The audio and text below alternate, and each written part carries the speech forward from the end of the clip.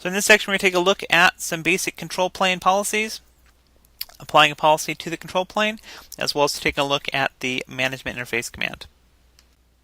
So here we have the basic policy we're going to use for protection of the control plane using the CLI. Routers 4, 5, and 6 connected, each device having a loopback 150.1.x.x, having connection between router 4 and router 6 on router 4's FA00 interface, and router 4 to router 5 VLAN connection on the FA01 connection of router 4. Okay, so we're going to take a look at control plane policing on router 4. Control plane policing allowing us to apply a service policy to the logical control plane interface. Any traffic to or from router 4 itself is going to be using that control plane interface. So starting off, we're going to create some access lists.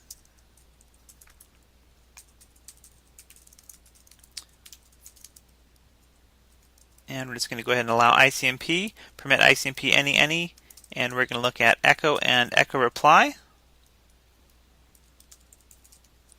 Next, we're going to set up a class map to reference that access list. And we're just going to go ahead and call our class map ping.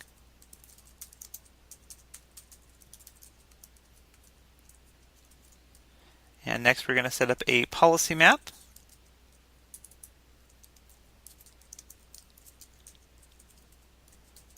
And referencing that class of ping and what action do we want to take, we're going to go ahead and just police. And we're just going to set a value of 64K.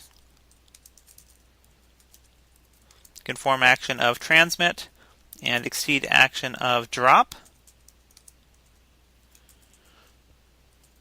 And we're going to go ahead and apply that to the control plane interface itself.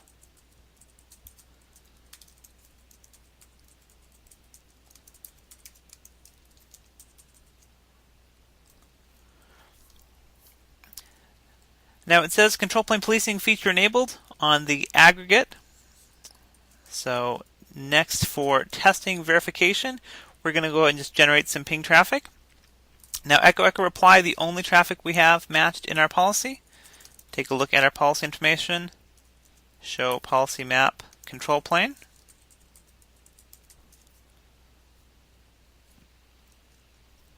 And showing we do have information, we do have traffic hitting our class default there. And we're going to go ahead and generate some traffic. Ping one of our neighbors 5.5 and 6.6. And just pull up that show command again. Now notice we do have 10 packets showing that have matched that class map. Now the class map we had was also set to police traffic to limit the amount of ICMP traffic being allowed in on the device. Now this is just affecting traffic to router 4. So we're going to take a look at router 5 and look at some transit traffic through router 4 to router 6, as well as looking at traffic to router 4 itself. And so switching over to router 5, we're going to start by pinging router 4. And just a basic ping, very low amount of traffic. We're going to go ahead and increase that count there. And with a higher repeat count, having a flood of ICMP traffic. And at some point we will hit that threshold of the values that we set there for the amount of traffic that we're allowing for a rate. However, we should see that we are still able to send traffic through router 4 and onto router 6 without that traffic being restricted. So here we should see the full response through. And as we do see that going through very quickly. And jumping back to router 4, taking a look at the change in statistics. We do show packets conformed. We do also show that we did have some packets exceeded. Now on that second ping we did have for router 5, that was a repeat of 1,000. So as we can see on router 4, that was not affected by this policy. We don't have a count of 1,000 packets. This policy is just for traffic to the device itself. Now we did have 186 and 9, which makes sense with some of the other testing we had. And in the earlier ping to router 4, we had a total of 180 packets being sent there. So control plane policing, able to restrict traffic to the control plane to the device itself, preventing a device from being overwhelmed. I'll go ahead and clear the screen here. Next, we're going to take a look at the management interface command. Alright, so here we have router 4, and router 4 is in the middle between router 5 and router 6. We're going to take a look at the management interface command. The management interface as an option under the control plane host subinterface.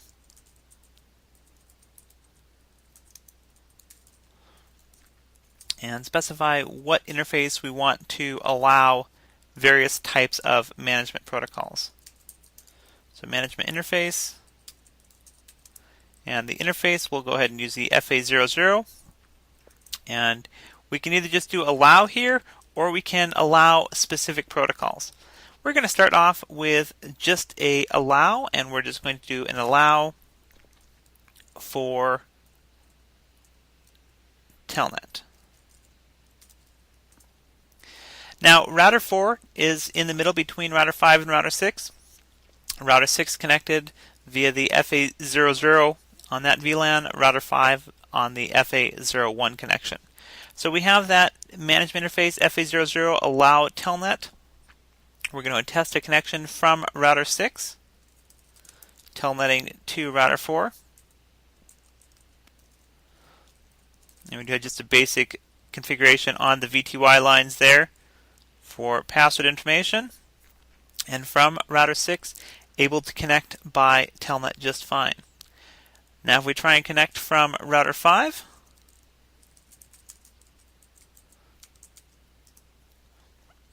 in this case the connection does not succeed, not able to establish that connection through to router 4 because of the presence of that management interface command. Now the management interface command itself, not restricting what addresses you can connect to, but restricting what interface you're coming in from. So in this case, the address we happen to use happens to be the loopback of router 4. In this case, not allowing that. And in this case, it's because of what has been allowed or not allowed for the management interface. Now we could add another one in here for the FA01. And we'll say FA01 with just an allow. And with it on there, we should be able to connect from router 5. So with router 5 reachable via the FA01 interface, coming in that interface, router 5 is able to connect now that we have that management interface specified.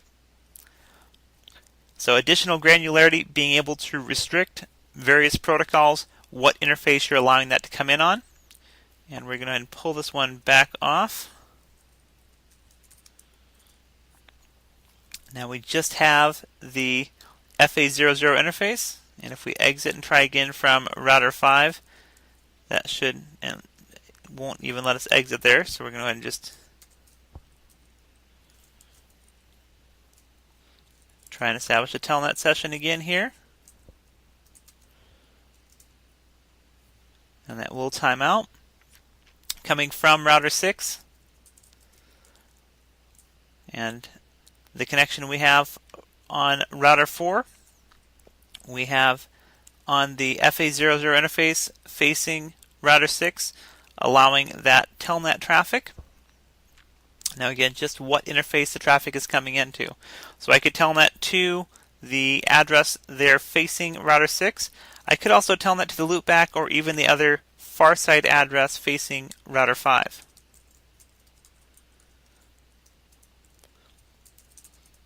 Again, it's just which interface I'm coming in on.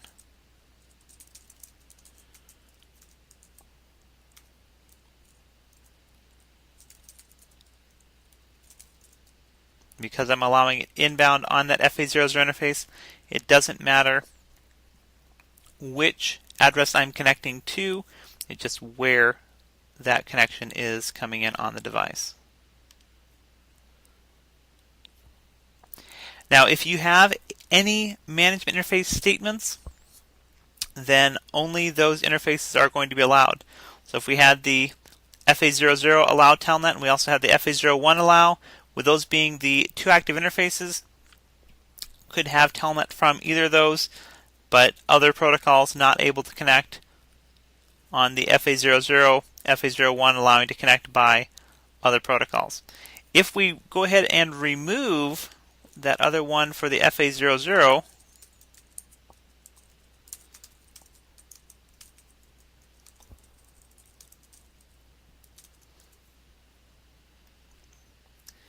without any management interface specified, we can connect from any interface.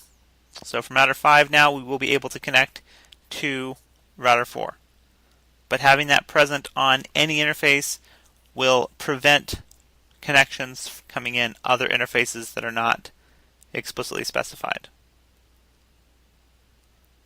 And again, just additional methods that can be used, restricting management as far as who can come in and what interfaces they can come in from. Okay, so we're going to go ahead and add that management interface back on.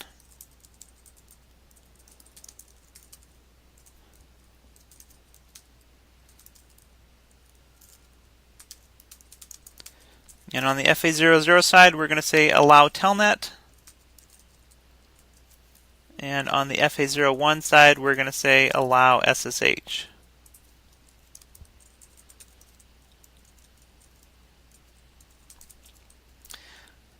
And if we wanted to verify that information, we could look at our running configuration. We do also have the show command, show management interface.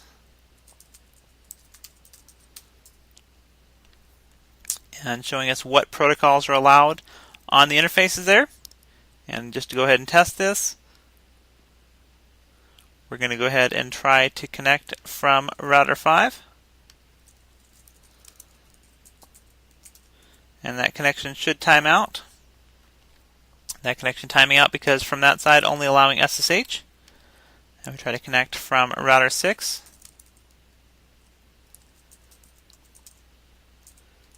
We should be able to connect through. And taking a look back at our statistics on router 4, we should see that those have incremented. So again, showing that we have incrementing packets for that telnet session on router 6 to router 4.